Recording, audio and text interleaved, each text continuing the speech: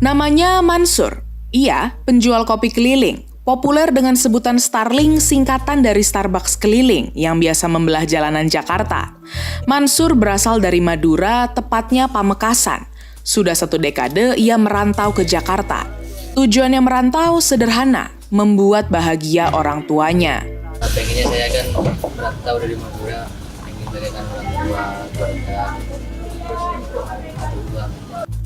Mansur enggak sendirian. Jakarta jadi salah satu lokasi perantauan orang-orang Madura. Mereka tersebar di berbagai lini usaha, mulai dari penjual sate, rongsok besi, dan tentu saja kopi keliling.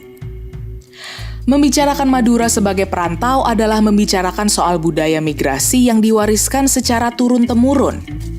Apa yang mendorong orang Madura merantau?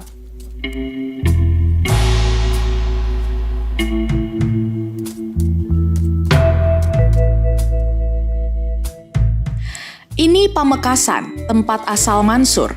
Sepintas nggak ada yang aneh dari peta ini. Tapi coba perjelas sedikit dan kamu akan melihat area yang berwarna coklat ini.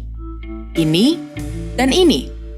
Oke, area seperti ini nggak cuma muncul di Pamekasan. Kamu bisa menjumpainya di 3 wilayah besar lainnya. Ini di Sumeneb, lalu ini di Bangkalan. Dan ini di Sampang. Yang berwarna coklat dan hijau tadi menggambarkan lahan tegalan. Proporsi tegalan di Madura cukup besar. Di Pamekasan, luas tegalan capai 30.000 lebih hektar. Di Bangkalan, 2 kali lipatnya, sekitar 60.000 lebih hektar. Bergeser ke Sumeneb, luas tegalan sentuh lebih dari 100.000 hektar. Selanjutnya di Sampang, sekitar lebih dari 75.000 hektar dari luas lahan yang dimiliki berbentuk tegalan. Ekologi tegalan merupakan satu dari 2 rupa ekologi di Indonesia selain sawah. Itu berdasarkan riset yang dilakukan Clifford Geertz, antropolog AS, yang kemudian dibukukan dengan judul Agricultural Involution. Secara umum, ekologi tegalan, tulis Geertz, punya karakteristik ketergantungan tanaman hidup pada curah hujan, produktivitas varietas yang rendah, hingga resiko gagal panen yang besar lantaran faktor musim tak menentu. Dalam ekologi tegalan, tanaman yang mayoritas diproduksi ialah jagung, palawija, dan tembakau. Tapi persoalannya, dengan keadaan yang begitu, masyarakat Madura harus melawan keterbatasan. Dan ini sudah berlangsung sejak masa lampau. Catatan Kunto Wijoyo menyebut bahwa tanah tegalan juga sawah milik orang-orang Madura banyak yang enggak produktif. Enggak produktif di sini bisa berarti 2 hal. Pertama, hasil panen yang sedikit. Kedua, gagal panen, seperti yang terjadi di daerah Pamekasan pada 1870. Buruknya kondisi tanah dan kurangnya pengairan adalah penyebabnya. Di waktu bersamaan, kondisi itu mendorong masyarakat Madura untuk lebih intensif dalam mengolah tanah.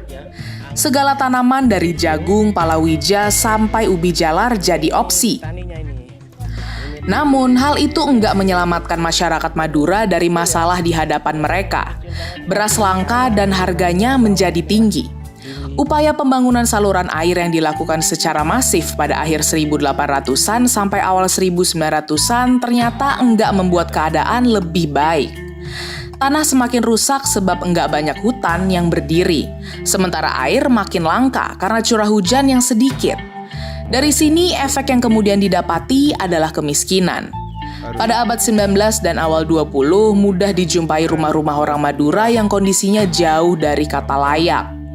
Dindingnya terbuat dari bambu dan atapnya tersusun atas daun palem yang mudah terbakar. Catatan surat kabar lokal pada 1917 bilang kalau orang-orang Madura nggak akan bisa membangun hunian yang layak sebab mereka sangat miskin. Demi bertahan, merantau keluar Madura pun jadi pilihan yang seketika memungkinkan. Arus migrasi orang-orang Madura dapat dilacak sejak 1806 ketika mereka mendirikan desa-desa di timur Jawa seperti Probolinggo, Pasuruan, sampai Panarukan.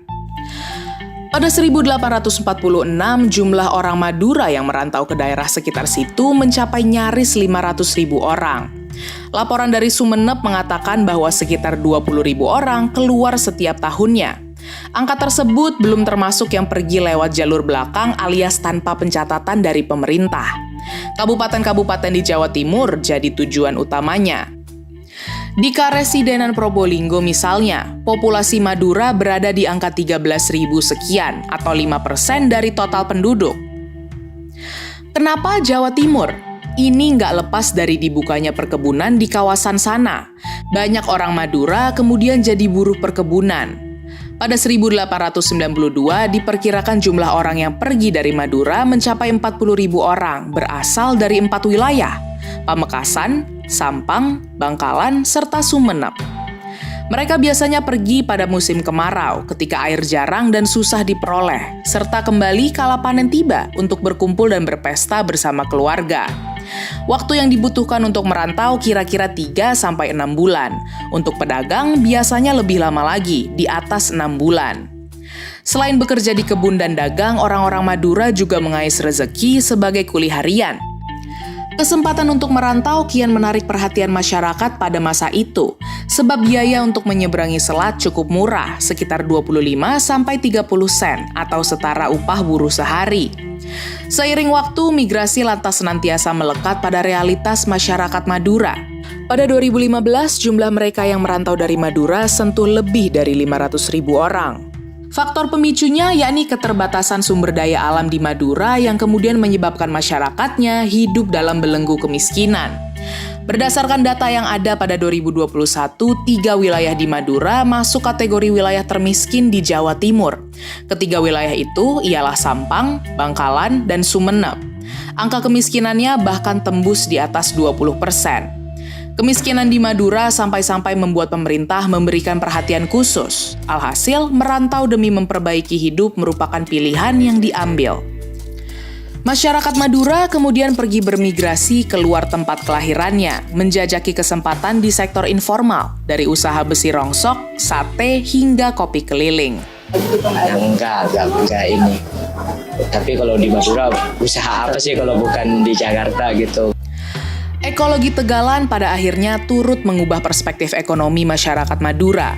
Dengan sedikitnya hasil produksi dari tanah, maka orientasinya enggak lagi ke lahan dan bergeser ke kerja.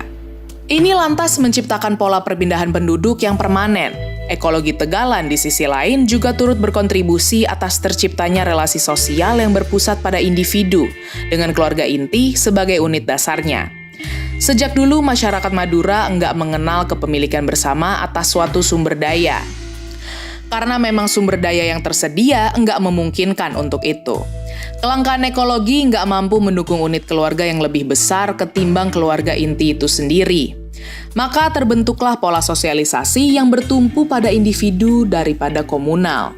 Karakter ini mencakup kerja keras, kemandirian, dan percaya kepada diri sendiri.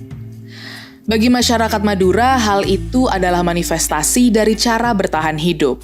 Namun, bagi kelompok masyarakat lain, sikap semacam itu dipandang sebagai wujud keengganan untuk membaur dan pada satu titik ancaman terhadap akses perekonomian.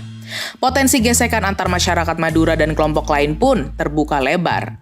Ini terjadi, misalnya dalam kasus kerusuhan Sampit. Sebelum eskalasi konflik meluas, imbas dari provokasi elit lokal yang anti Madura, ternyata sudah lebih dulu muncul riak kecil lewat perseteruan antara penambang emas Madura dan Dayak di hutan-hutan Kalimantan Tengah. Mereka saling berebut akses dan kuasa atas sumber daya ekonomi di sana. Dari ekonomi, konflik kemudian meluas dan membawa sentimen kesukuan. Riset ini bilang bahwa konflik yang melibatkan masyarakat Madura bukan perkara perbedaan budaya atau cara pandang hidup, melainkan lemahnya kontrol politik dan ketimpangan ekonomi yang dihasilkan dari kebijakan pemerintah.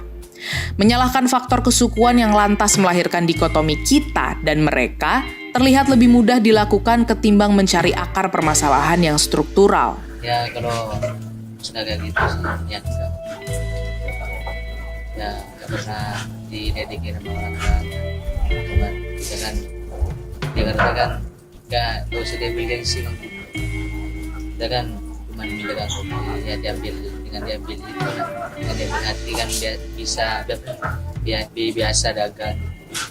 Ya alhamdulillah sih nggak ada, walaupun ini nggak ada, alhamdulillah.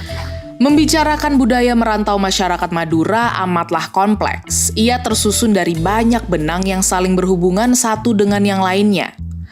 Namun jika dilihat lebih dalam lagi, perkara merantau ini sebetulnya punya tujuan yang sederhana ketimbang sesuatu yang besar. Misi Adiluhung demi keberlangsungan komunitas Madura. Ya bikin ini apa? Bikin orang tua dulu, bikin rumah gitu. Punya duit dulu gitu ya. Ya, gitu. Ya pikiran kemana-mana.